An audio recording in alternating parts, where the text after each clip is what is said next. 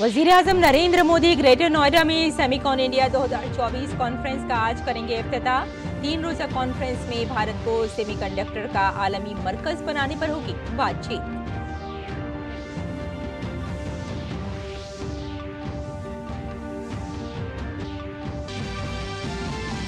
Green hydrogen पर दूसरी बैनुल-अक़वामी conference का आज से नई दिल्ली में होगा इनेकाद। वज़ीर-ए-आज़म मोदी वीडियो कॉन्फ्रेंस के जरिए करेंगे खिताब।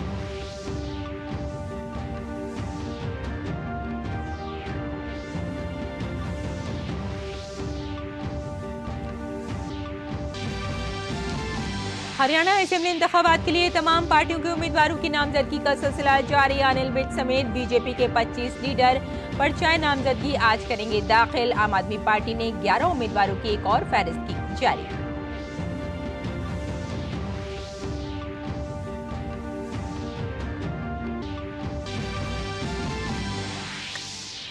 दिल्ली एक्साइज पॉलिसी मामले में अरविंद केजरीवाल समेत 6 मुलजिमीन की राउज एवेन्यू अदालत में पेशी। आज सीबीआई की चौथी ज़िमनी चार्जशीट पर अदालत ने भेजा था समन।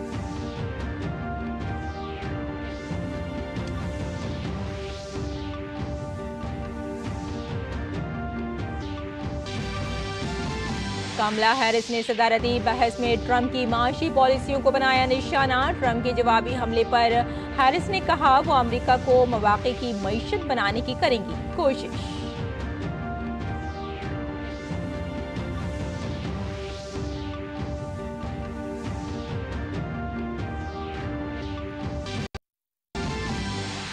एशियन चैंपियंस ट्रॉफी हॉकी में भारत का मलेशिया से मुकाबला आज। टूर्नामेंट में जीत की हैट्रिक लगाने के इरादे से उतरेगी टीम इंडिया।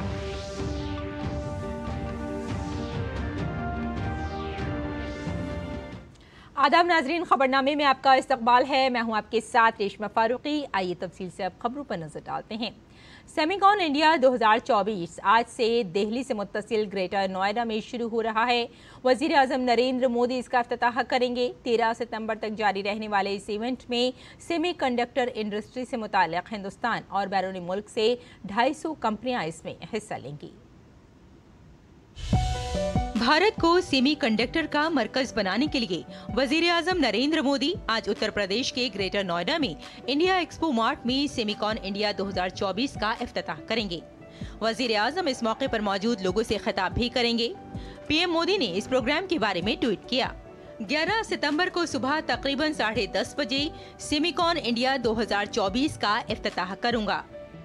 भारत सेमीकंडक्टर का 2024 आलमी मरकज बनने की सिमत में काम कर रहा है और सेमीकंडक्टर इंडिया इस शोबे में कलीदी शिराकतदारों को एक प्लेटफॉर्म फराहम करता है।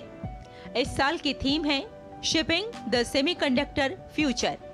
सेमिकॉन इंडिया इवेंट से पहले वज़ीर-ए-आज़म नरेंद्र मोदी ने लोक कल्याण मार्ग पर सेमीकंडक्टर के एग्जीक्यूटिव के साथ मीटिंग की और तैयारियों का जायजा लिया। वज़ीर-ए-आज़म का विजन भारत को सेमीकंडक्टर डिजाइन, मैन्युफैक्चरिंग और टेक्नोलॉजी की तरक्की के लिए एक आलमी मरकज के तौर पर कायम करना है।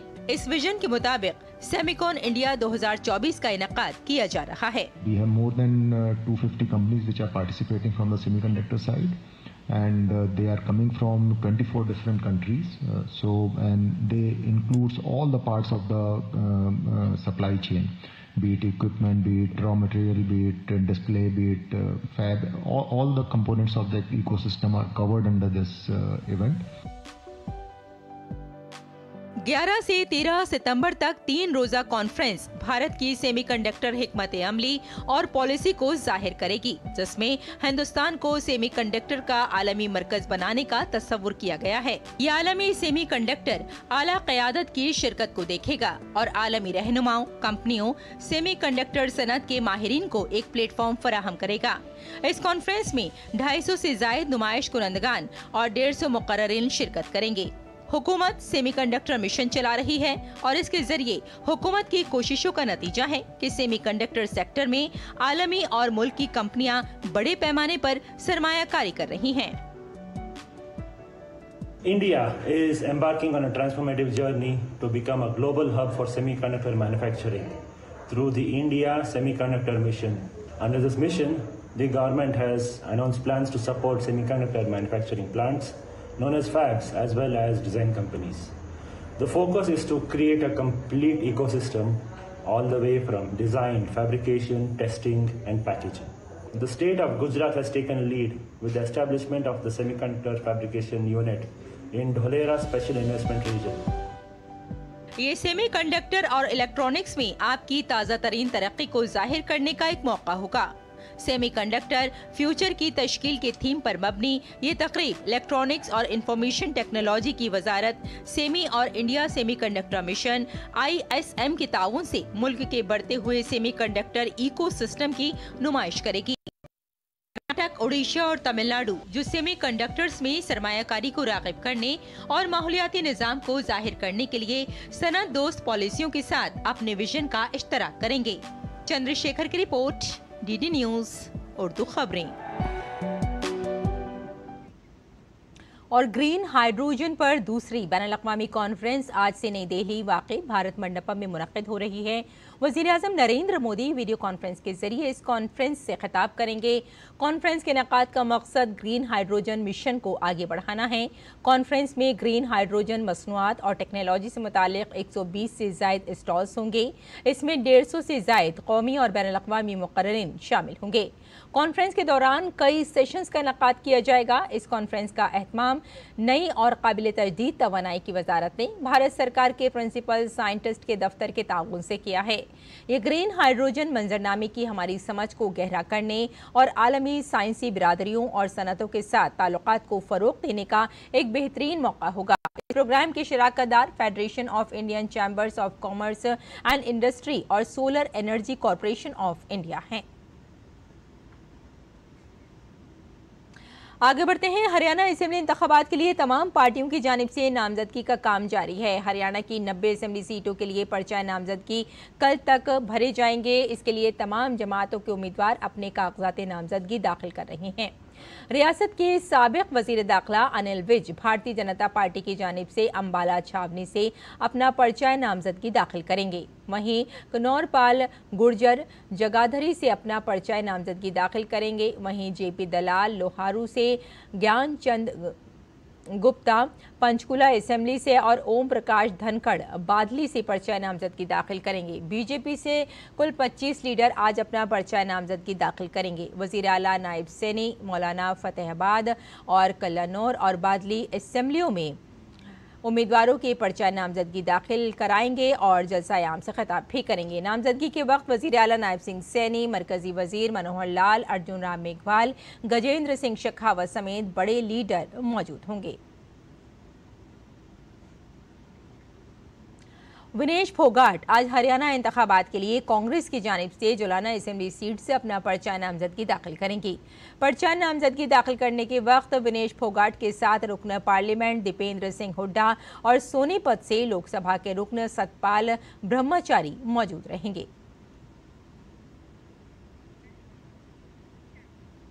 आम आदमी पार्टी ने हरियाणा असेंबली इंतखाबात के लिए अपने 11 उम्मीदवारों की तीसरी फहरिस्त भी जारी कर दी है। तीसरी फहरिस्त के साथ आम आदमी पार्टी ने अब तक कुल 40 उम्मीदवारों का ऐलान किया है। आपने हरियाणा के साबिक वजीर आला और कांग्रेस के सीनियर लीडर भूपेंद्र सिंह हुड्डा के खिलाफ परवीन घुसकानी को टिकट दिया है। भूपेंद्र सिंह हुड्डा रोहतक के Garhi Sampla Chloe assembly seat से इलेक्शन लड़ रहे हैं। इसके अलावा भीम सिंह राठी, अमर सिंह, अमित कुमार, राजेश सरोहा, मंजीत फरमाना, नरेश बागरी, महेंद्र दहिया, सुनील राव, सतीश यादव और राजेंद्र रावत शामिल हैं। कबल अज़ीं आपने अपनी दूसरी फहरिस्त में 9 उम्मीदवारों के नामों का ऐलान किया था। आम आदमी पार्टी ने अब तक 40 उम्मीदवारों के नामों का ऐलान किया है। और जम्मू और कश्मीर में इंतखाबी सरगर्मियां तेज हो गई हैं। कांग्रेस सदर मल्लिकार्जुन खड़गे आज अनंतनाग में एक इंतखाबी रैली से खिताब करेंगे। इसके बाद मल्लिकार्जुन खड़गे आज दोपहर 3:30 बजे श्रीनगर में प्रेस कॉन्फ्रेंस करेंगे। अपने दौरे के दौरान खड़गे पार्टी लीडरों से मुलाकात भी करेंगे और इंतखाबी तैयारियों और इलाके में पार्टी के काम का जायजा लेंगे। जम्मू और कश्मीर में असेंबली इंतखाबात 3 मरहलों में 18, 25 सितंबर और 1 अक्टूबर को होंगे और वोटों की गिनती 8 अक्टूबर को होगी।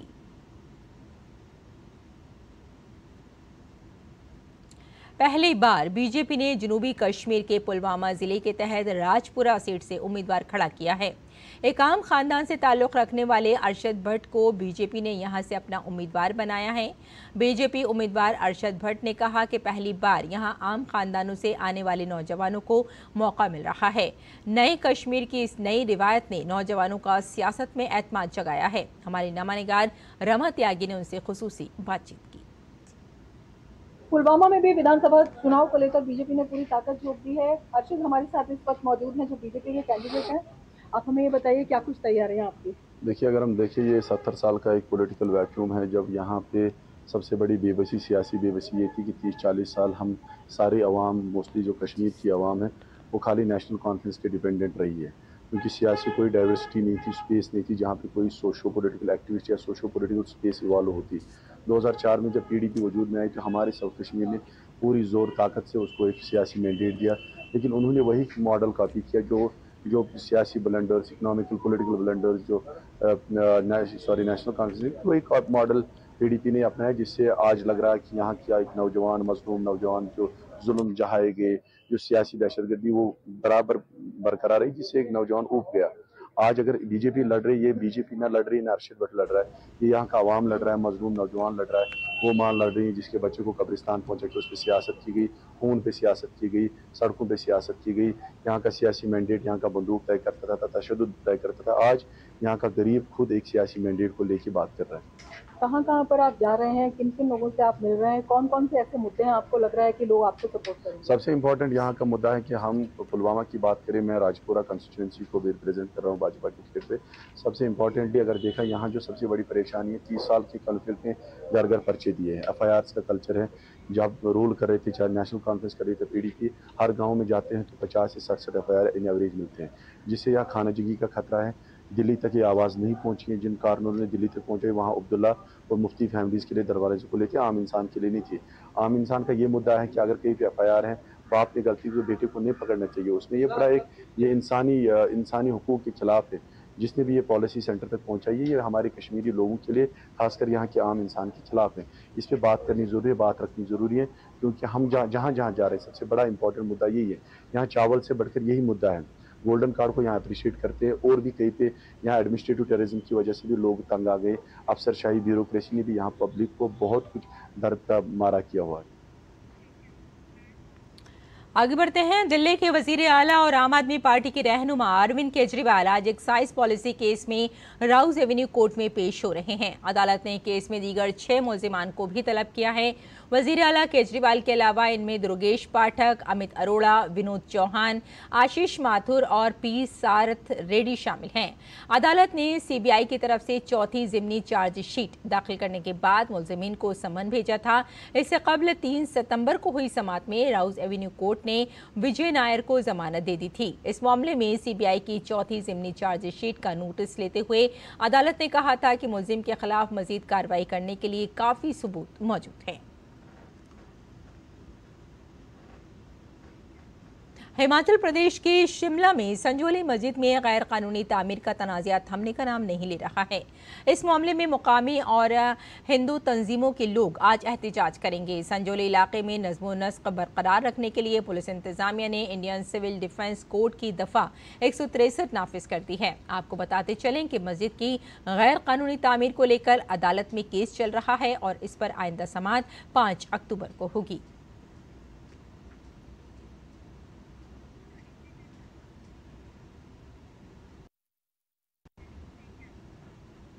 और नाज़रीन, आइए अब नजर डाल लेते हैं दिल्ली से शाये कुछ उर्दू अखबारात पर।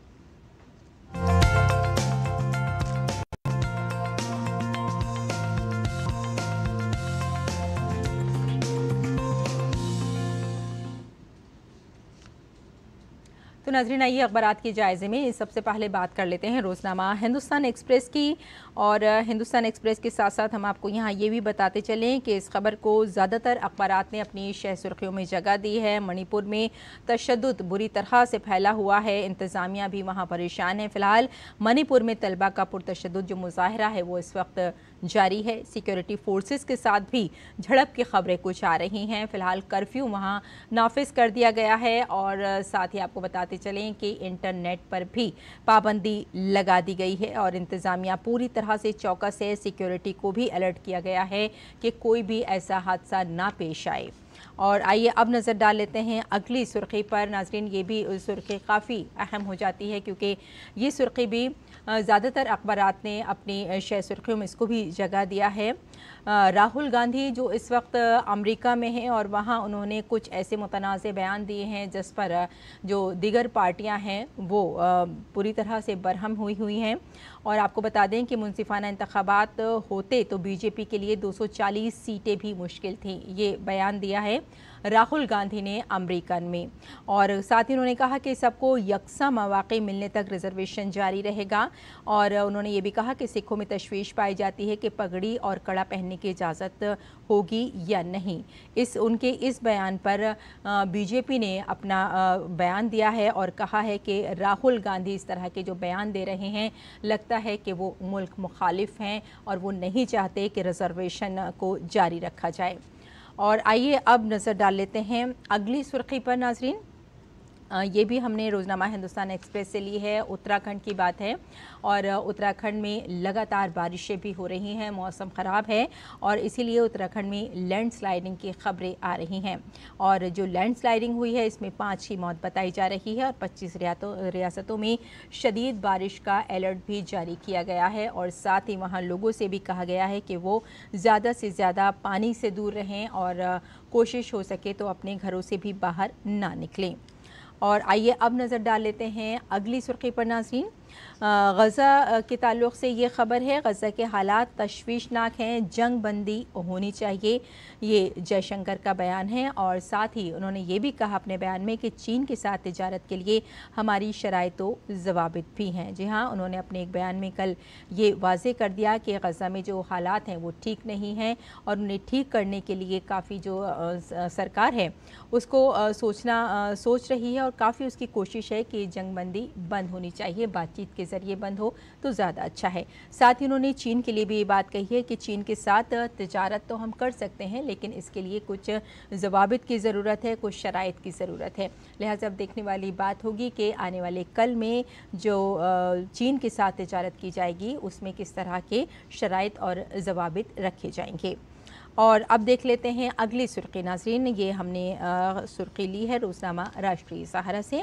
साइबर सिक्योरिटी के बगैर मुल्क की तरक्की नामुमकिन है, टेक्नोलॉजी के बढ़ते इस्तेमाल से ख़तरा भी बताया। अमित शाह का ये बयान है। मरकज़ी वज़ीर दाखिला अमित शाह ने कल एक प्रोग्राम में ये बात कही है और साथ ही उन्होंने कहा कि साइबर सिक्योरिटी जहां मुल्क को तरक्की की ओर ले जा रही है वहीं कहीं ना कहीं इसमें कई ख़तरात भी हैं और इससे निपटने के लिए कई वॉरियर्स की ज़रूरत पड़ेगी, कई लोगों की ज़रूरत पड़ेगी और इसके लिए तकर्रुरी भी की जा रही है ताकि जो टेक्नोलॉजी है जो इससे बढ़ते हुए ख़तरात पैदा किए जा रहे हैं उस पर रोक लगाई जा सके। लेकिन साइबर सिक्योरिटी के बगैर ये भी तय उन्होंने बताया कि मुल्क की तरक्की जो है वो मुमकिन नहीं है। और अब देख लेते हैं अगली सुर्खी।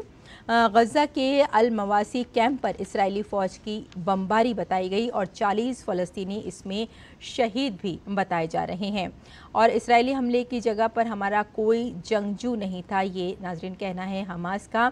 गज़ा के जितने भी वहाँ कैंप लगे हुए हैं वहाँ अक्सर ये ख़बरें आती हैं कि इस्राएली फ़ौज ने वहाँ बमबारी की है जिसमें कई फ़लस्तीनी शहीद भी बताए जा रहे हैं। और इसीलिए जैसे कि अभी हमने आपको थोड़ी देर पहले बताया भी था कि विदेश मंत्री एस जयशंकर ने इस पर तशवीश का इज़हार किया है और कहा है कि बातचीत के ज़रिए ये फ़ैसला होना चाहिए गज़ा में जो ये बार बार बमबारी की जा रही है और तशवीश का जो बाइस है उसे दूर होना चाहिए। और अब देख लेते हैं चलते चलते एक और सुर्खी। मसरूफ़ बाज़ार पर हमले में 31 अफराद हलाक और 100 से ज़ायद ज़ख्मी बताए जा रहे हैं। नाज़रीन, ये ख़बर आई है सूडान की तरफ से। सूडान में भी जो एक बाज़ार है वहाँ हमले की ख़बर आई है जिसमें बताया गया है कि ये बाज़ार काफ़ी वहाँ लोग रहते हैं और इसमें 31 अफराद हलाक हो चुके हैं इस हमले में और 100 से ज़ायद ज़ख्मी हैं। ये जो हमला बताया गया है अभी तक ये बात सामने निकल के नहीं आई है कि ये हमला किसने किया है। फ़िलहाल जो लोग वहाँ पर ज़ख्मी हैं उनको अस्पताल ले जाया गया है और सरकार इस तरफ भी तवज्जो दे रही है कि आइंदा ऐसा ना हो। तो नाज़रीन, ये था अखबारात का मुख्तसर जायज़ा। और आइए अब लौटते हैं बुलेटिन की जानिब। कुछ और खबरों पर नजर डाल लेते हैं। अमरीकी सदारती इंतखाबात में पहली बार डेमोक्रेट उम्मीदवार कमला हैरिस और रिपब्लिकन उम्मीदवार डोनाल्ड ट्रंप आमने सामने हैं। दोनों उम्मीदवारों के दरमियान APC न्यूज़ पर सदारती बहस हुई। इस बहस के जरिए दोनों रहनुमाओं ने वोटरों को अपनी जानिब राग़िब करने की कोशिश की। डोनाल्ड ट्रंप के लिए इस इंतखाब में ये पहली बहस नहीं है। इससे कबल वो मौजूदा सदर जो बाइडन से बहस कर चुके हैं। इस बहस में उनकी खराब कारकर्दगी के बाद सदारती दौड़ में बाइडन की फिटनेस पर सवालात उठाए जा रहे हैं। बिलाखिर 21 जुलाई को बाइडन ने खुद पीछे हटकर मौजूदा अमरीकी नायब सदर कमला हैरिस की हिमायत की। ये पहला मौका है जब कमला हैरिस और रिपब्लिकन डोनाल्ड ट्रंप के दरमियान बराह रास्त बहस हो रही है। और पेरिस पैरालंपिक्स में आर्मलेस तीरंदाज शीतल देवी अपनी कारकर्दगी से सुर्खियों में रहीं। शीतल ने राकेश के साथ मिलकर मिक्स्ड जुमरे में कांसे का तमगा जीतने में कामयाबी हासिल की। शीतल ने पैरालंपिक्स में तमगा जीतने को एक बड़ी कामयाबी करार दिया। इसके साथ ही शीतल भी गोल्ड मेडल न जीतने पर थोड़ी मायूस नजर आई। हमारे नामानिगार नारायण सिंह ने भारत वापसी के बाद शीतल के कोच कुलदीप से खुसूसी बातचीत की। शीतल ने इतिहास रचा है। उन्होंने ब्रॉन्ज मेडल जीता है आर्चरी में पैरालंपिक्स में। शीतल, एक बड़ी अचीवमेंट है, आपने ब्रॉन्ज मेडल जीता, पैरा एशियंस में गोल्ड मेडल जीता था, तो एक इस मंच पे मेडल जीतना कितनी बड़ी उपलब्धि मानते हैं इसको? बहुत बड़ी बात है। ये सब ओलंपिक सबसे बड़ा इवेंट होता है। यहाँ पे मेडल जीतना बहुत मायने करता है। मैंने एशियन गेम्स में भी मेडल जीता था, गोल्ड जीता था, और यहाँ पे भी मैंने ब्रॉन्ज जीता। गोल्ड नहीं जीत पाए, शायद कुछ कमियां रह गई हो, या अपना तो हमने बहुत बेस्ट किया था, अच्छा किया था हमने, और नेक्स्ट टाइम देखते हैं कि हम अपने देश के लिए गोल्ड लेके आएँ। तो नेक्स्ट टाइम गोल्ड जीतने की नज़र है हमारे खिलाड़ी शीतल की। कुलदीप जी, उनका कोच भी हमारे साथ हैं। सर, शीतल का नाम पूरी दुनिया में है, जिस तरह से वो आर्चरी करती हैं एक मिसाल है, तो क्या विशेषता है शीतल की जो इनको एक चैंपियन आर्चर बनाती है? सर देखो, शीतल की विशेषता सबके सामने है कि वो लड़की विश्व की पहली एक ऐसी आर्मलेस तीरंदाज है, और वो इतने बिल्कुल कॉन्फिडेंस से खेलती है, क्योंकि 3 साल के एक मतलब छोटे से ड्यूरेशन के दौरान उसने मतलब काफ़ी मतलब वर्ल्ड रिकॉर्ड भी बना दिए, और एशियन गेम में मेडलों की हैट्रिक लगा दिया। और इसके बाद में आपने जो सबसे बड़ा एक महाकुंभ है जो पैरालंपिक है, वहाँ पे इसने ब्रॉन्ज मेडल लेकर के इतिहास रच दिया। तो सर इससे, और छोटे से ही समय में इसने अर्जुन अवार्ड ले लिया, तो इससे बड़ा उपलब्धि और क्या कहेंगे आप? हमारे साथ जो former high performance director of former Olympian Sanjeeva ji भी हैं। सर, क्या वजह मानते हैं जो भारतीय आर्चरी की जो लगातार वृद्धि हो रही है, शीतल एक बहुत ही कम ड्यूरेशन में मेडल जीत रही है बड़े मंच पे, तो बेसिक वजह क्या मानती है इसका? देखिए, सबसे बड़ी बात है कि जो भारतीय तीरंदाजी संघ और भारतीय खेल प्राधिकरण ने बहुत सारे सेंटर्स खोले। हम लोग ने माता वैष्णो देवी के वहाँ पे जो एक सेंटर खोला है, जहाँ पे पैरा में अभिलाषा और कुलदीप कोच करते हैं। उनके वजह से 3 खिलाड़ी निकल के आए, सरिता निकली, शीतल निकली, राकेश निकला। तो वैसे सेंटर जो खोला है भारत सरकार ने, और जो हमारे जो भारतीय खेल प्राधिकरण भारतीय, उससे बहुत फ़र्क पड़ रहा है। प्लस इनके लिए वुमेन एनआरटी स्टार्ट हुए, इनके लिए वुमेन टूर्नामेंट्स अलग से स्पेशली स्टार्ट किए, और शीतल का और कुलदीप ने मिलकर इनको एबल में भी खिलाया। तो ऐसा नहीं है कि ये पैरा खेलते थे, ये अकेली लड़की है जो एबल को भी टक्कर दे रही है। तो उससे क्या हुआ, इसका जो झिझक था वो खुलता चला गया, तो उससे वजह से इसका परफॉर्मेंस और बढ़ता चला गया। तो दोनों मिलके एबल से लड़ने की कोशिश कर रहे हैं, और मेरी तो उम्मीद है कि कुलदीप और ये दोनों देखिएगा एबल टीम में भी घुस के, जैसे बाकी कंट्रीज खेल रही है, ये एबल टीम में आएगी और एबल टीम में जीतेगी। सरकार के सहयोग को किस तरह से देखती हैं? जिस तरह की टॉप स्कीम है, लगातार फॉरेन एक्सपोजर मिलता है, फंड्स, इसको किस तरह से देखती है? कितनी मदद मिलती है?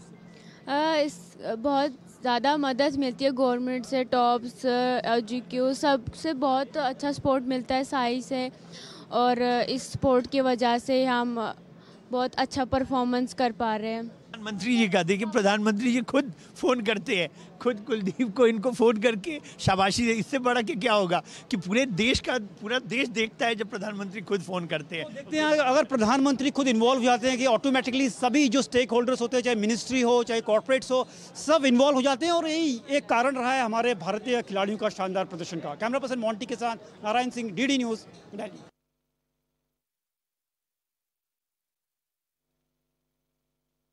मुकाबला मलेशिया से होगा। भारत ने इस टूर्नामेंट में अब तक खेले गए दोनों मैचों में कामयाबी हासिल की है। मुकाबले के पहले मैच में भारत ने चीन को 3-0 के फर्क से शिकस्त देकर अपनी मुहिम का शानदार अंदाज में आगाज किया। इसके बाद दूसरे मैच में भारत जापान को 5-1 से शिकस्त देने में कामयाब रहा। भारत आज मलेशिया के खिलाफ जीत की हैट्रिक के इरादे से मैदान में उतरेगा। और आइए अब नजर डालते हैं मौसम के मिजाज पर।